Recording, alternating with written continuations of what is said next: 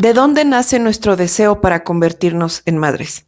¿Necesitamos las mujeres y las personas gestantes convertirnos en madres?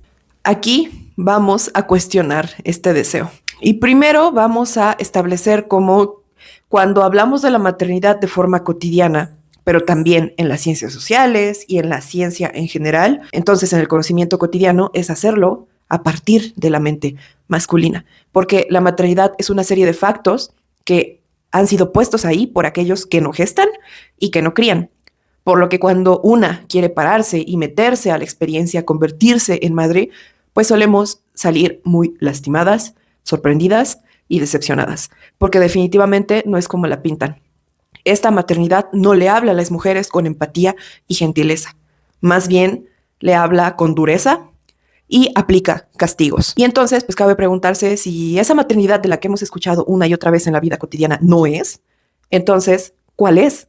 Y la respuesta es que habrá que preguntarles entonces a quienes gestan y a quienes crían, a las madres. A ellas debemos preguntarles cómo es la maternidad, cómo se vive, sus efectos, sus desavenencias, sus recompensas. Hola, yo soy Paulina Guerrero Zaragoza, soy maestra en Ciencias Sociales y te doy la bienvenida a este espacio en el que busco y entre todas vamos a descentralizar el conocimiento común de la maternidad. Y pues en primera, pues cabe mencionar, claro, que me valgo de la teoría feminista, yo me identifico como feminista, así como me valgo de las experiencias de las mujeres que ya son madres. Y por tanto, casi todo lo que vamos a escuchar aquí pertenece a mi tesis de maestría, este trabajo que se titula La experiencia de la maternidad en mujeres feministas, narrativas para vincularnos, en el que pues obviamente abordo las experiencias de estas mujeres. En total fueron 8 mujeres de 21 años hasta un máximo de 49, que digamos son clase media para simplificar las cosas y que tienen el privilegio de tener una familia nuclear, a excepción de una de ellas. Pero en sí, cada narrativa pues muestra sus propias particularidades y dificultades, porque ninguna maternidad se repite. Sin importar la mujer, nunca se repite. La experiencia de cada una de ellas es única, atravesadas por sus indiscutibles contextos.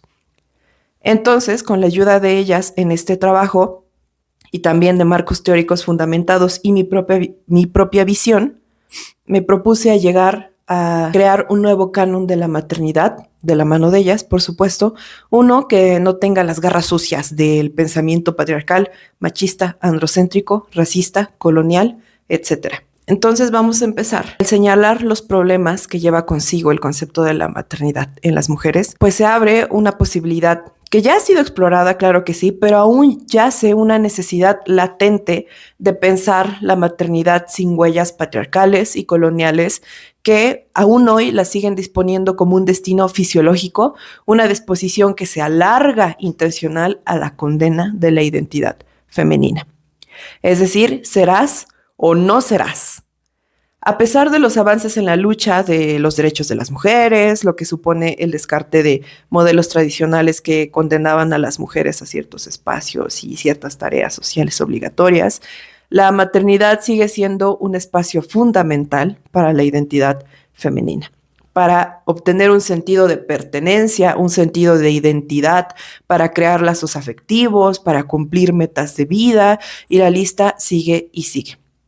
Entonces, el asunto es que la maternidad sufre de sesgos impuestos que han deformado nuestras experiencias, percepciones y creencias sobre cómo es la maternidad para nosotras, pero sobre todo cómo es la maternidad para ellos, para el poder, para los que están arriba. Entonces, pues vamos a desentrañarla y vamos a encontrar sus vacíos y sus fallas.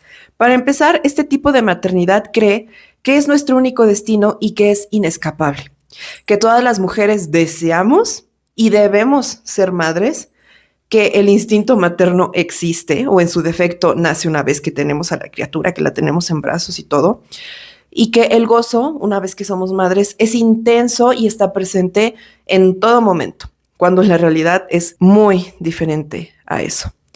Y también que el amor sacrificado de la madre es esencial para el cuidado del núcleo familiar, y todas lo ofrecemos desinteresadamente porque estamos hechas para el sacrificio. Y todo lo anterior se trata de la maternidad hegemónica y patriarcal, y todas hemos escuchado estos argumentos una y otra vez, los hemos comido, los hemos digerido y los hemos hecho nuestros. Por lo que pues es de esperarse que ese modelo de maternidad se instaure en nuestros imaginarios y pensemos que así debe de ser.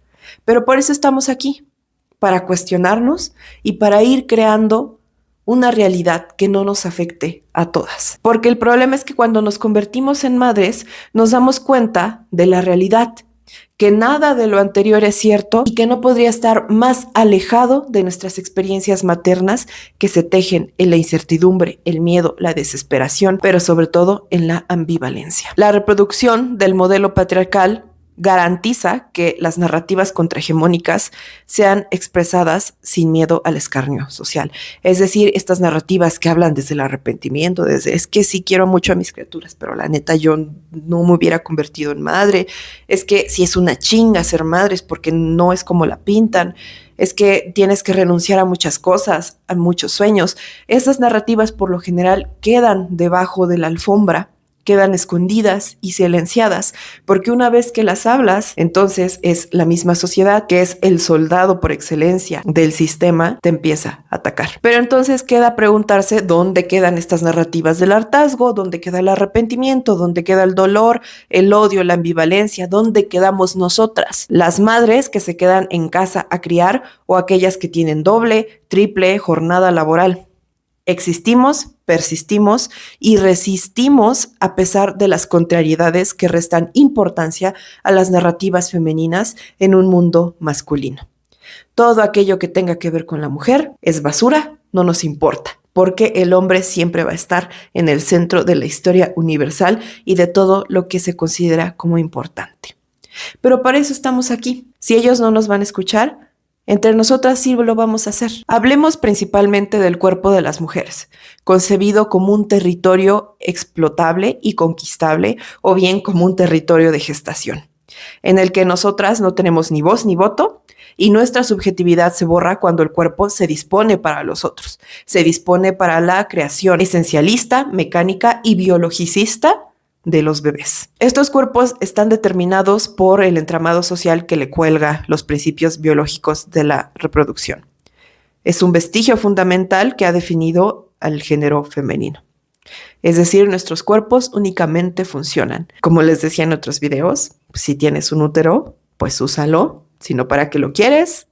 Sino para qué nos sirves. Y entonces en este sentido en el que nos enajenan de nuestra decisión de la utilización de nuestro cuerpo, no hay espacio para la decisión consciente. Tan pronto vamos ganando herramientas de socialización, la tarea de gestar y maternar se nos presenta en una realidad lúdica de juegos entre niños, en los discursos adultocentristas que borran el accionar de las infancias, porque desde pequeñas se nos va formando esta idea de que nuestro único destino es el biológico. Y esta inserción involuntaria trae muchas connotaciones si aún le agregamos la raza, la etnia, nuestro nivel socioeconómico y educacional. Pero de eso vamos a hablar en otro video. Se habla entonces de un sistema patriarcal estructurado, que es colonial, que es racista y que es androcéntrico, en el que ser madre ha sido y será un impedimento para que la mujer ocupe sitios de importancia en la vida pública y al mismo tiempo que se consolide como una ciudadana ejemplar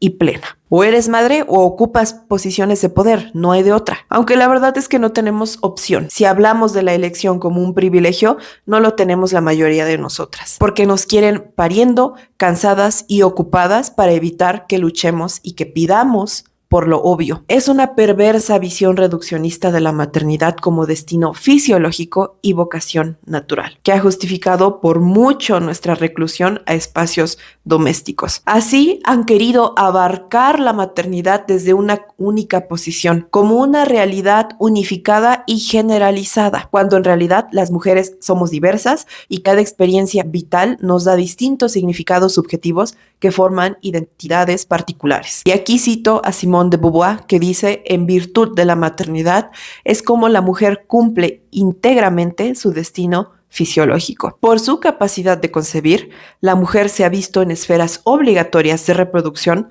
reduciendo la maternidad como un rasgo identitario de la feminidad. Y aquí una frase clave para entender por qué la maternidad no es natural. Porque la capacidad de dar luz es algo biológico, claro, no lo vamos a negar, pero la necesidad de convertirlo en papel primordial para la mujer es cultural, es sistemático, es machista, es androcéntrico, es colonial, es capitalista. Las representaciones de las maternidades, los códigos que la orientan, sus expectativas y deseos expresan la internalización de esta cultura, de este sistema, de su tiempo y disposición social que están en constante cambio. Porque la maternidad tiene distintos significados y distintas metas dependiendo del tiempo histórico. Y hoy estamos viviendo unos cambios profundos que han puesto a la maternidad en fragmentación, sobre todo en el ámbito profesional de las mujeres, que en muchas realidades ya es una necesidad y parte de sus vidas escolares y sociales. Porque si no trabajamos, pues no tenemos cómo comer. El sustento masculino ya no es suficiente para solventar una familia nuclear. Por consiguiente, pensar en una maternidad así en singular, tal como se hacía en el tiempo de la Ilustración, ya no se sostiene, porque fue en esta época en la que nació la idea de la buena madre, siempre sumisa ante el padre, que siempre ponía la otra mejilla, metafórica o literalmente, ante los discursos moralistas de una madre perfecta, que estaba ahí y existía en pro del bienestar de la progenie y del hogar. Así se marcaba pues una separación de las tareas del padre y de la madre. Y también podemos hablar sobre cómo en el siglo XIX y en el siglo XX se edificó el amor materno, abriéndose así una maternidad politizada en propuestas natalistas que impulsaban a las mujeres a parir en la medida en la que condenaban pues la anticoncepción o el aborto. Entonces, concebirlas como maternidades, es decir, en plural, permite reconocer que existe una diversidad en las experiencias y que también hay diferencias narrativas en cada una de estas. También nos permite al mismo tiempo tomar la lucha de las feministas que desde el comienzo de estas famosas olas han trabajado por separar el deber ser de la identidad de la madre, para guiarnos a una crisalidad de las sujetas autónomas y también para destapar aquellas maternidades que transitan intermitentes de lo público a lo privado y de alguna forma ni se sabe cómo logran cumplir con las tareas necesarias para la supervivencia de la familia. Entonces, hacer una reflexión sobre la maternidad hegemónica es importantísimo para cuestionar nuestro papel en la sociedad y esta idea naturalizada e intocable aún de la maternidad que legitima un determinado orden social y que obliga a la mujer a ocupar un puesto específico del que parecería que no podemos escapar. Y aquí ya vamos a empezar con lo mero bueno, porque ¿de dónde viene nuestro deseo? ¿En verdad necesitamos convertirnos en madres? Por ejemplo, Cristina Palomar y María Eugenia Suárez señalan que las mujeres han sido víctimas del sistema género que las fuerza a madres sin tomar en cuenta el deseo subjetivo de la mujer que sostenga un ejercicio constitutivo de la práctica de la maternidad. Por su parte, pues Cristina Palomar, por sí sola, se pregunta ¿qué es lo que hace que una mujer desee ser madre? ¿Qué es lo que hace que una mujer quiera convertirse en madre? ¿Las mujeres en verdad necesitamos convertirnos en madres? ¿Es lo mismo desear ser madre que desear un hijo o desear tener un embarazo? Y entonces también ella nos advierte el peligro de convertirnos en madres sin cuestionarnos las razones. Ser madre debe de ser una decisión. De esta forma vamos a poder librarnos de la presión de una experiencia subjetiva intensísima, como lo es un embarazo, un parto o una crianza, sin desearlo o sin saber enfrentarlo. No olvidemos que la maternidad es una experiencia sobrecargada de significados sociales, es subjetiva y social en la misma medida, y la cual no suele tratarse de un proceso reflexivo sobre los motivos de la decisión. Es decir, para convertirnos en madres existen deseos subjetivos que nacen de una misma.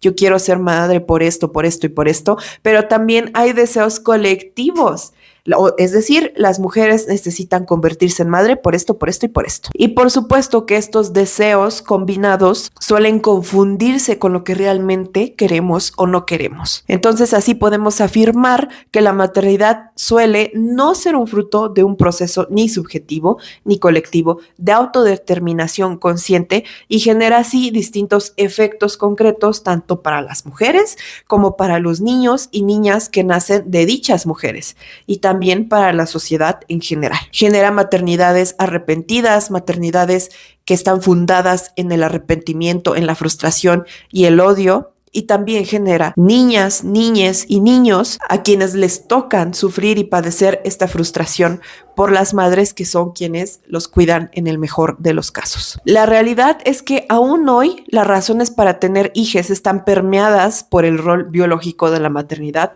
y carga aún hoy consigo motivaciones hedonistas, oportunistas, utilitarias, además de que es un extrañísimo compromiso de narcisismo, de sueños, de sinceridad, de mala fe, de abnegación y sí, también de cinismo. Muchas mujeres ven en un hijo la posibilidad de llenar un vacío, ya lo dijo Mariana Winocour, de satisfacer la insatisfacción. Por ello es necesario hablar de esto para construir una desmitificación de la maternidad, porque a pesar de la posibilidad por regular la fecundidad, nuestra identidad y los valores sociales, aún las mujeres estamos vinculadas al hecho de ser madres. Y aquí también debo de agregar a la discusión la influencia de la identidad individualista de la modernidad, ya que esta juega un papel muy importante en la decisión. Porque hoy las mujeres debemos y nos podemos especializar y trabajar sobre nuestras propias biografías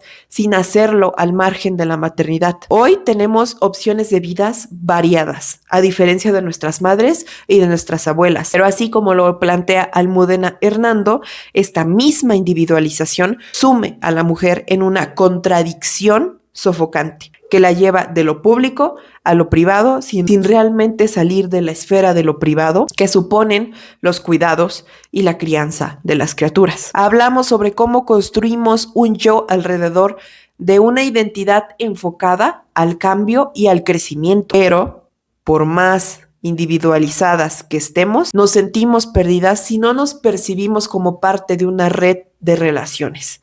Por ello, la maternidad, es una estrategia de reafirmación identitaria irrenunciable, porque a través de esta es como vamos creando lazos afectivos con nosotras mismas, con nuestros hijos, con las personas que están vinculadas a nosotras y a nuestros hijos. Recordemos que nosotras las mujeres somos la base emocional de la sociedad, a partir de que los hombres nos dejaron la tarea, ¿no? Y nos vieron inferiores cuando dijeron, ay no, las mujeres son las que sienten mucho y son muy inferiores por eso, pero en realidad ellos ni siquiera saben cómo gestionar sus emociones. Y entonces, como conclusión, más allá de una decisión individual, las mujeres buscan ser madres por cuestiones psíquicas y sociales que van más allá de una reflexión. Y como ya lo he mencionado, siempre la decisión va a ser un privilegio porque no todas las mujeres podemos decidir ser o no madres. Y muchas veces el deseo y la cuestión del embarazo y de la maternidad sucede a cuestas, en muchas ocasiones, de nuestros planes de vida. Hoy tenemos un rango de acción y decisión sin precedentes.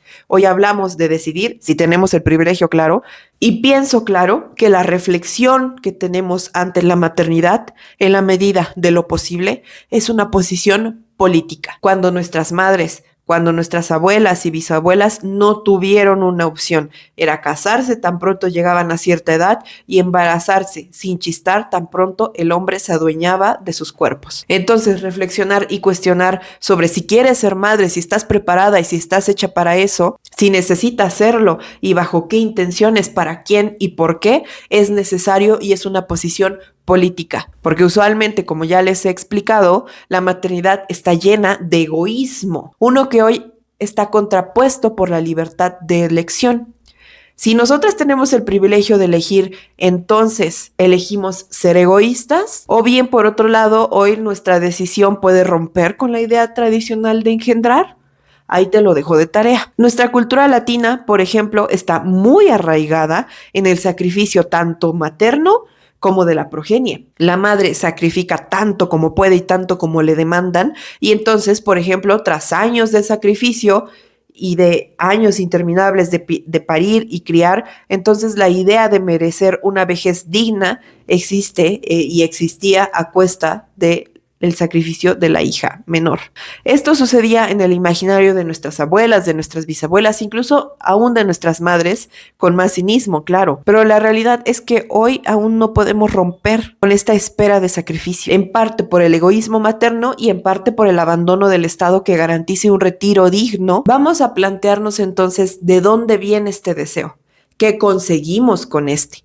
¿Decidimos ser madres o maternar porque no es lo mismo? Hagamos la diferencia entre embarazarnos, tener un bebé o maternar, que no es lo mismo. Y usualmente confundimos el deseo del embarazo y del bebé con maternar, y no es lo mismo, porque el embarazo implica eso, el deseo de crear vida, de tu cuerpo que es vida y crea vida, de sentir una personita crecer dentro de ti. Maga, una de las mujeres a las que entrevisté, me habló sobre la experiencia surreal que es sentir a su bebé dentro de ella. No hay forma de explicarlo, me dijo, pero en ocasiones sentía que me acariciaba, que me sentía desde dentro. Y eso por sí solo pues puede generar un deseo en nosotras, que pues no es por alardear, ¿verdad? Pero somos las únicas capaces de vivir esta experiencia, de dar vida y de generar vida. Y ahora, por otro lado, tener un bebé. Esta es la razón masculina por excelencia, se los digo. No seamos ellos, por favor. Seamos mejores, seamos racionales y letradas, independientemente de nuestra educación académica. Muchos hombres y algunas mujeres, para ser sinceras, se refieren al egoísmo de la reproducción biológica, como si nuestros genes tuvieran la carga genética predilecta para reproducirse, cuando en realidad es que todas tenemos genes bien culeritos, desde que el instinto biológico de la reproducción pues se fue de nosotras. Y aquí pausa, cuando hablo de estos genes culeritos, no me refiero a que los genes chingoncísimos son los europeos, los blancos de ojos azules, los wow, no para nada. Ellos igual tienen genes bien culeritos. Pero en realidad, esta necesidad de tener un bebé para transmitir tus genes es más un acto simbólico por preservarte y también preservar a tu legado. Por más carente y ordinario que sea o todo lo contrario, por tan magnífico y sano que sea Los hombres, por ejemplo, no piensan en paternar, piensan en engendrar bebés. Al cabo, pues ellos no los cuidan, ¿verdad? Al cabo, pues la mujer se los queda y ella pues hace todo, ella cría, ella inculca, ella enseña, ella cura. Ellos solo tienen que trabajar, en el mejor de los casos, por supuesto. Ellos no reflexionan ni deciden porque no sufren los estragos de un bebé. Que sí está bien bonito el bebé, que huele bien bonito, ay, que mira que se parece a mí y que se parece a ti, mi vida preciosa. Pero el bebé no tiene fecha de expiración ni hay devoluciones. La falta de reflexión siempre se siente como un madrazo cuando ya tienes al bebé entre los brazos. Resulta que no es un eunuco sin pilas o con pilas, es un ser de carne y hueso que depende de ti y solo de ti para sobrevivir. Y la más importante, que es maternar. Maternar está separado y debemos separarlo del embarazo y del bebé. Entendamos eso. Maternar es la entrega total e ilimitada de tus fuerzas vitales, incluso de tu biografía en las buenas y en las malas, precisamente para criar a otro ser humano. ¿Y estás preparada para ello? No es tarea fácil, ni es tarea corta. Muchas veces escuché decir que, pues, ay, ya, o sea, tengo un hijo y ya, que ya a los 18 ya yo me voy a vivir la vida loca, ya, adiós, muchas gracias a Dios. Pero los hijes son para toda la vida, nada que a los 18, Pregúntales a las madres que te rodean si la labor termina en algún punto. Además, piensa en este nuevo panorama económico que deja indefensas a las juventudes, quienes, yo incluida, nos será imposible acceder a una vivienda digna y a un trabajo que nos ayude a solventar los gastos de esta vivienda. Hoy, hijos de 30 años siguen dependiendo de los recursos materiales de los padres. Ahora imagínate las generaciones del futuro. Las generaciones del futuro quizá ya no van a poder jamás salirse de las casas de los padres, de las madres. Maternar nos cobra cuotas físicas, psíquicas, eróticas, emocionales, una y otra vez. Depende de las etapas en las que las estás atravesando. Las cuotas ni son constantes ni son las mismas, pero de que hay cuotas, hay cuotas. Le debemos entonces temer y reflexionar ante ella antes de anhelarla y de adentrarnos sin en verdad estar conscientes si esta meta de vida es para mí. Recuerda que es una falacia que todas queremos ser madres. Quiero porque quiero o porque me dicen que quiero ser madre, porque todas mis amigas quieren o porque se están convirtiendo en madres. Yo lo quiero o simplemente estoy siguiendo la corriente. Y también que según todas estamos hechas para ser madres. Por favor, si así fuera, pues no existirían infancias jodidas, atravesadas por las culpas y las frustraciones de las madres, porque el ser amorosas con las infancias no tiene nada que ver con que estés hecha para maternar. ¿Te gustan los niños? Excelente, los tratas bien, los amas, pero eso no significa que estás hecha para maternar. La aceptación para frenar tu vida en pro de impulsar la vida de otro puede ser una pauta más o menos aceptable para aceptar que estás hecha para maternar. Y ojo, aquí no estoy diciendo que así, que está bien este modelo, que tenemos que sacrificarnos para la supervivencia de otro ser. No está bien para nada y los feminismos han luchado y siguen luchando por cambiar esto.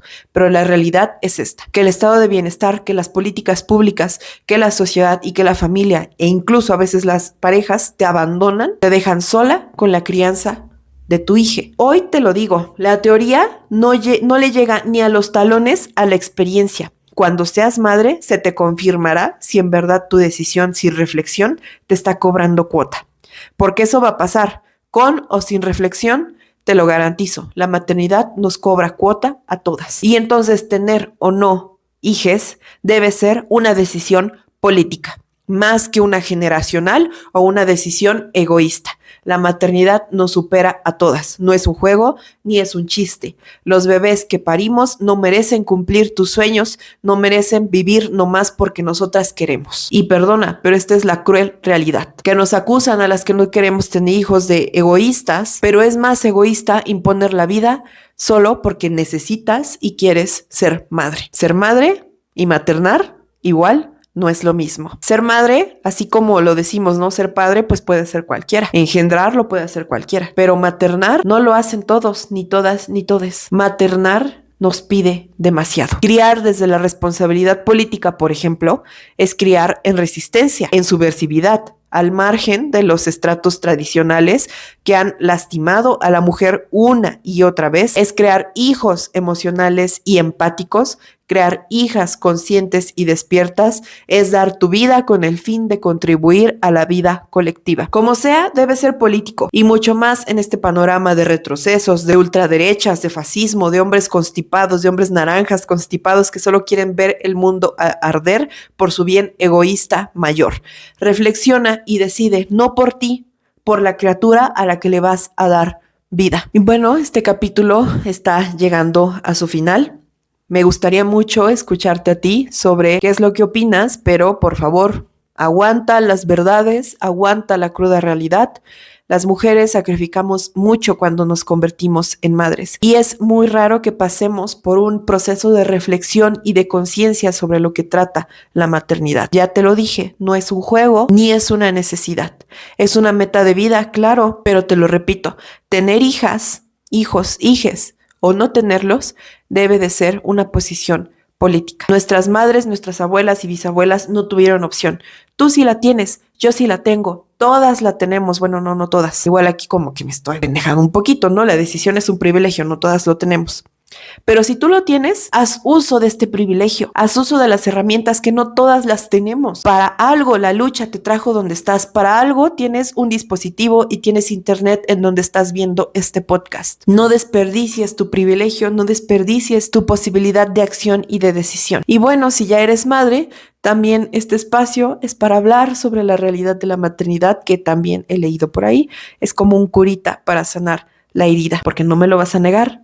La maternidad así de difícil y de culerita que la hace la sociedad y el sistema patriarcal, colonial, racista y todo pendejo, no nos deja de otra, nos lastima. Pero bueno, igual ya para terminar, recordemos que estas maternidades de las que estoy hablando son aquellas que suceden en un límite de privilegio, nuevamente el privilegio de decidir y el privilegio de estar aquí. Por el momento no voy a abordar las otras cosmovisiones de la maternidad, ni me voy a cegar y decir que así es para todas. Bueno, ya, eso es todo. Adiosito.